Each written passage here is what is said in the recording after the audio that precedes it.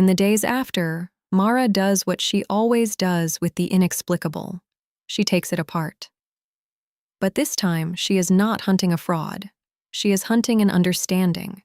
She watches her own footage frame by frame and begins, slowly, to see what Anira saw.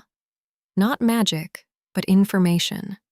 The lowered head, the favored leg, the exhausted, pleading sway. It was all there, written on the animal's body, for anyone quiet enough to read.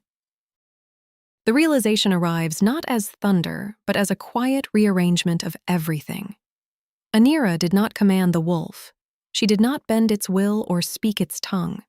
She simply received what it was already broadcasting: pain, fear, a desperate request, on a channel the panicking village was far too loud to hear. The gift was never power over the animal. It was attention to it. That difference is the whole story. She thinks of every witness account through this new lens, and they all turn over like stones. The drowning Zoe, the guarding yak, the panicked horse. In each, Anira had not overpowered an animal but understood it, faster and deeper than anyone around her. What the village called speaking with animals was something stranger and more ordinary. She was listening to them, completely, at a depth most people never offer another living thing. And there is more, hidden in the snare. Mara examines it. Cheap rusted wire, factory-made, the kind no herder in Pemako uses. It is trapper's gear, outsiders working the high forest illegally, leaving cruelty strung between the trees. The wolf had not been an omen or a marvel. It had been a messenger. Through one injured animal, the valley itself had been trying to say something. Anira was simply the only one who answered.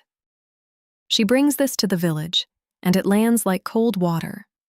They had been so busy fearing the wolf that they missed the warning it carried, that someone was poaching their forest, that the balance they depended on was being quietly stripped away. Anira had felt the wrongness for weeks, she admits, in the animal's unease, the silences where there should have been song. They told me, she says simply. I didn't know how to make you hear it.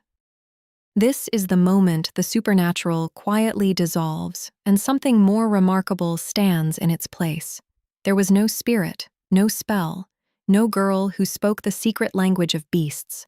There was only a human being who had trained the most human skill there is, attention, to such a fine edge that it looked from the outside like sorcery. The wonder does not vanish in the explaining. It deepens. It becomes available. Mara writes it in her report in plain forensic language, and the plainness is the point. Subject possesses no supernatural ability. Subject possesses an extraordinary capacity for nonverbal attention and empathy, trained through a contemplative practice, sufficient to read and regulate animal states. Then she sits back. The sentence is true, complete, and entirely unmagical. It also describes something she has never been able to do.